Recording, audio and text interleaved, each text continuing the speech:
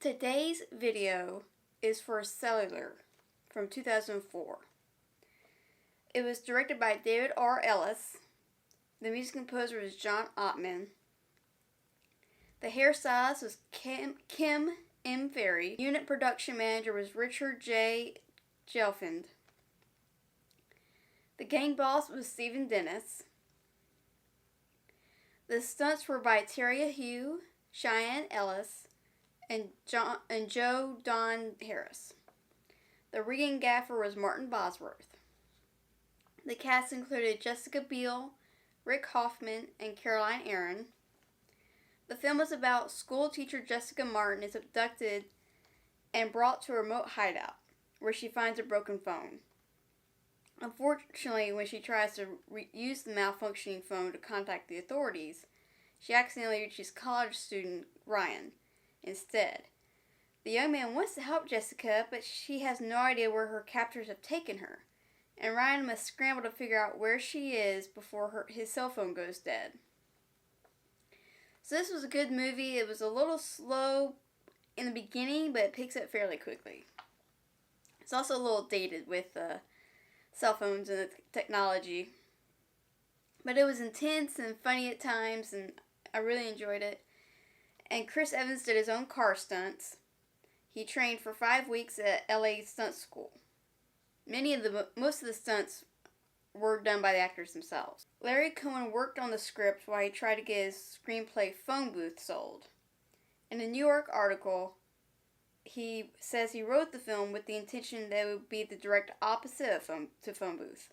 Phone Booth is about a man trapped in a phone booth, while this movie is about a man who's trapped on a phone but can't go anywhere. However, his friends told him that he had written the same screenplay twice. It was partly inspired by the LA Rampart scandals in 1999. In 2008, China did a remake called Connected. So here are some spoilers. I wanted to see more of Chloe, Chad, the bad cops, Jessica's family, and the lawyer. I mean, so many times, how does nobody see a gun out in the open? I know they're trying to be discreet with it, but so many, especially at the pier, just because there are people, just because it's crowded does not mean nobody's going to notice. People have eyes. I love that Mooney saved the fish during the shootout. Something that bugged me is, why didn't Ethan just throw the camera into the water? I mean, they just do the complete opposite. He stomps the camera videotape and Ryan jumps into the water. Like, the opposite should happen. The camera should go in the water and Ryan should run. What happened to Tanner once Ryan and Ethan started fighting? Because he's nowhere to be seen once they start fighting. I love that that basically Ethan has the upper hand in this fight. He's stronger and more ruthless than Ryan is, and basically Ethan's just playing with him because he eventually just grabs him by the throat with one hand and throws him down and says that's enough. I love that Ryan isn't strong. He's kind of a wimp, kind of a weakling.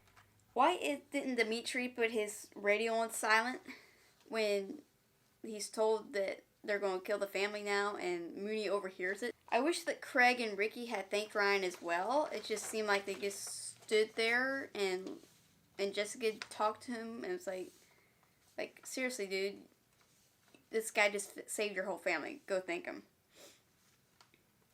I love that Ryan gets more visibly scared throughout the film, especially every time he meets Ethan and then gets beat down by him.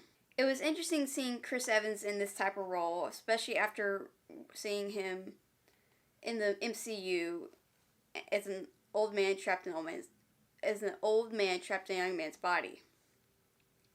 He needs to do more of these vulnerable roles like this. And Jason Statham needs to do more villain roles again. I love the credits of the credits being on the phone screen. I wish this movie would get more love.